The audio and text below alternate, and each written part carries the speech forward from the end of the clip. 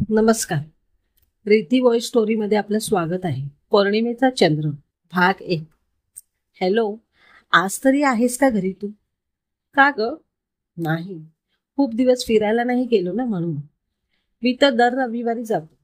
तू नाही रे. आपण दोघे किती महिने झालेत एकत्र गेलोच नाही आपण. तसा सिद्धेश हसायला लागला.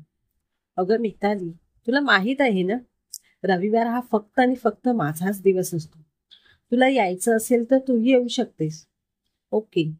नको तू नको तू एकटा जा. बघ आता, बोलवतो आहे तर येत नाहीस आणि म्हणतेस कुठे गेलो नाही फिरायला खूप दिवस. त्या जंगलात वगैरे मला आवडत नाही. तुला काय आवडते तिथे कळत नाही मला. मिताली बोलली.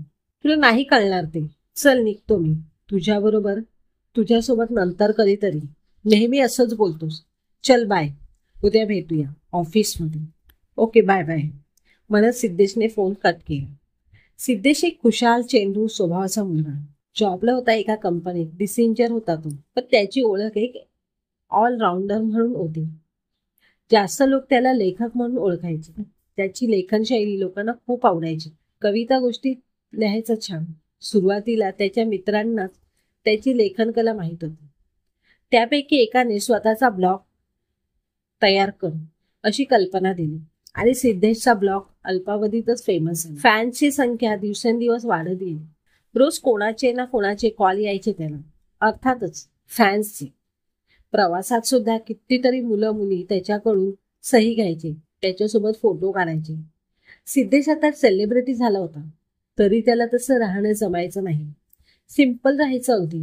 रोज सकाळी ऑफिसला जायचा, संध्याकाळी घरी आला की वेळात वेळ काढून लेखन करायचं आणि वेळ मिळेल तेव्हा ब्लॉग टाकायचा. सॉफ्ट म्युझिक ऐकायचा, शांत राहायचा आणि दर रविवारी कॅमेरा घेऊन कुठेतरी निघून जायचा फोटोग्राफीसाठी. खूप आवड होती त्याला फोटोग्राफीची. महत्वाचं म्हणजे त्याला निसर्गाची आवड होती. शहरातल्या गर्दीपेक्षा सिद्धेश निसर्गात जास्त रमायचा. शिवाय चित्र सुद्धा चांगले रेखाटायचा. मस्त एकदम. इतकं सगळं करून सुद्धा मित्रांसाठी वेळ तर नक्की द्यायचा. मित्रांचा ग्रुप तर केवढा मोठा होता. एवढे छंद असलेला, दिसायला एवढा हँडसम नसला तरी कोणालाही सहज आवडणार होता सिद्धेश. मितालीची ओळख ऑफिसमधली.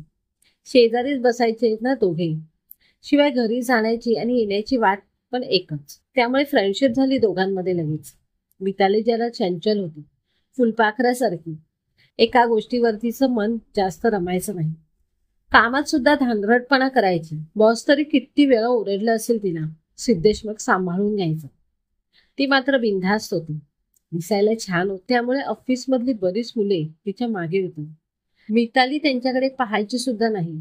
तिला खऱ्या प्रेमावर विश्वास होता आणि सिद्धेशकडे तसं सगळं होतं जे तिने मनात ठरवलं होतं. म्हणून मितालीला सिद्धेश जरा जास्तच आवडायचा. फ्रेंडशिप होऊन 2 वर्ष झाली होती, परंतु सिद्धेश आता जरा जास्तच बिझी होऊ लागला होता, कामात आणि लेखनात सुद्धा.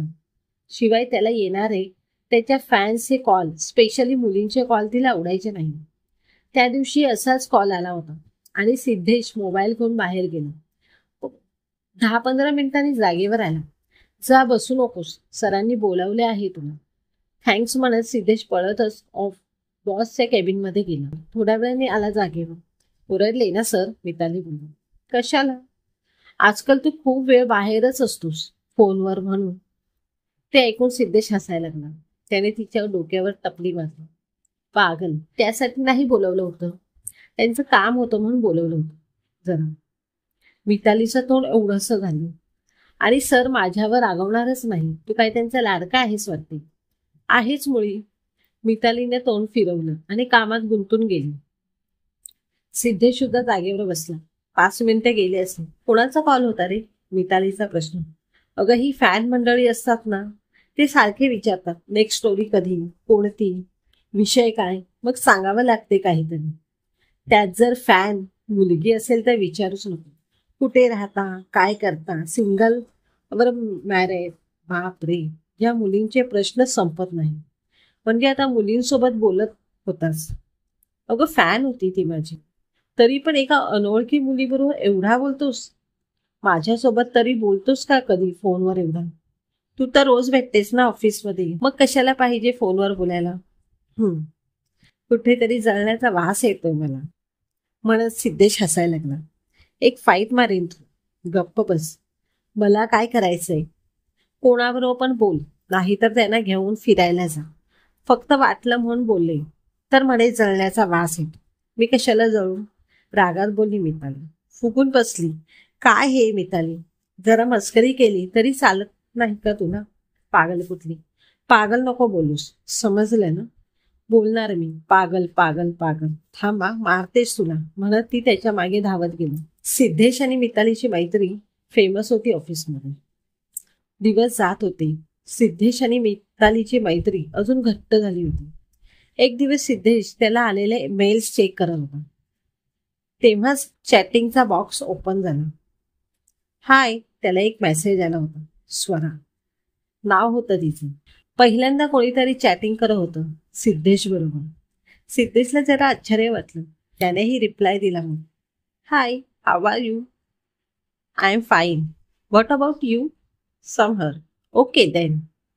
I am big fan of your. Can I ask your something? सिद्धेशने प्रश्न केला. Yes. You are Marathi? Yes. मग मराठीमध्ये बोला ना, इंग्लिशमध्ये कशाला? ओके ओके चालेल. मी तुमची खूप मोठी फॅन आहे. तुमच्या सगळ्या गोष्टी, कविता मी खूप वेळ वाचल्या आहे. खूप छान लिहिता तुम्ही. सिद्धेशला जरा हसू आलं. थँक्स मॅम, मला खूप आनंद झाला तुम्ही माझा ब्लॉग वाचता म्हणून. Thanks again. पण मला तुम्हाला वगैरे म्हणू नका. मी काही एवढा मोठा नाही. एकेरी नावाने बोललात तरी चालेल. आणि मीही मॅम वगैरे नाही. मी तर तुझ्यापेक्षा लहान आहे 3 वर्षांनी. चालेल चालेल मग तुम्हाला. मीन्स तुला माझा मेल आय डी कसा मिळाला? आणि माझी बर्थ डेट कशी माहिती तुला? तू विसरलाच वाटते. तुझ्या प्रोफाईलमध्ये आहे ना, तिकडून मेल आय डी मिळाला आणि बर्थ डेट सुद्धा कळाली तुझी. ओके, विसरलोच मी. हां हो, आठवलं मला. मीच टाकलं होतं प्रोफाईलमध्ये. सिद्धेशलाही चॅटिंगमध्ये मजा वाटत होती आता. तेवढ्या सरांचा कॉल आला. मिताली आणि त्याला एकत्र केबिनमध्ये बोलवलं होतं. त्याने लगेच स्वराला मेसेज टाकला. हे स्वरा, मला जरा बॉसने बोलवलं आहे, जरा जाऊन येतो मी. बाय. ओके. खूप दिवसांपासून तुझ्याबरोबर बोलायची इच्छा होती. छान वाटलं बोलून. समहर. Bye bye. सिद्धेशने चॅटिंग बंद केलं आणि बॉसच्या केबिनमध्ये गेला. दुसरा दिवस सिद्धेशचं काम चालू होतं. पुन्हा स्वराचा SMS आला. Good morning. सिद्धेशला आठवण झाली. ही तर कालचीच.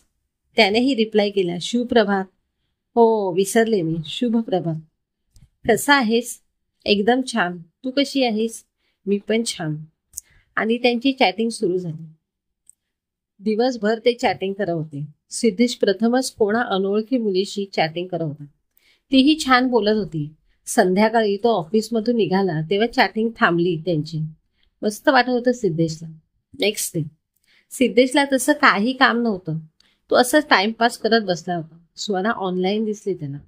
त्याने मेसेज केला तिला आणि त्यांचं बोलणं मीन्स चॅटिंग सुरू झाली पुन्हा. छानपैकी एकदम. तिचं बोलणं सिद्धेशला खूप आवडत होतं. तीही अगदी त्याच्यासारखीच बोलायची. छान गट्टी जमली होती. मितालीला हे माहीत नव्हतं. हल्ली रोजच सिद्धेश स्वराबरोबर गप्पा मारायचा. कामाबरोबर दोघेही चॅटिंग करत असायचे. स्वरा बँकेमध्ये जॉबला होते. सकाळी ऑफिसमध्ये आल्यावर गुड मॉर्निंगने बोलणं सुरू व्हायचं, ते संध्याकाळी गुड बाय ने निरोप व्हायचा. हळूहळू मितालीला सिद्धेशमधला बदल कळायला लागला होता. याला काय झालंय? आजकाल फोन घेत नाही कोणाचे. सकाळी आल्यापासून त्या पीसीला चिटकून असतो. एके दिवशी न राहून मिताली गुपचूप सिद्धेशच्या मागे जाऊन उभी राहिली. बघते तर चॅटिंग चालू होती. हे मितालीसाठी नवीन होतं. तू चॅटिंग कधीपासून करायला लागलास रे? हे ऐकून सिद्धेश दचकला. लगेच त्याने चॅटिंग बॉक्स बंद केला. बंद कशाला करतोस? दाखव तरी कोणाबरोबर बोलतेस ते. राहू दे ग, सिद्धेश बोलला. ओके, आता मला समजली कारण सगळी. ऑफिसमध्ये आल्याला पीसीच्या मागे लागणं, माझ्याकडे कमी आणि पीसीवर जास्त लक्ष असणं. लंच भरभर करणं आणि फॅन्सचे फोन कमी अटेंड करणं. या तसं काही नाही, तसंच आहे. आणि हो, काल किती धावत होतास त्या IT डिपार्टमेंटकडे. इंटरनेट बंद होतं म्हणून. पहिलं कधी तुला गरज सुद्धा नसायची इंटरनेटची. काल तर कावरा झाला होतास. साहेबांना चॅटिंग करायची असेल ना? सांगतोस का आता कोणाबरोबर बोलत होतास ते? सिद्धेश गप्प. सांग लवकर, नाही तर सरांना सांगेन.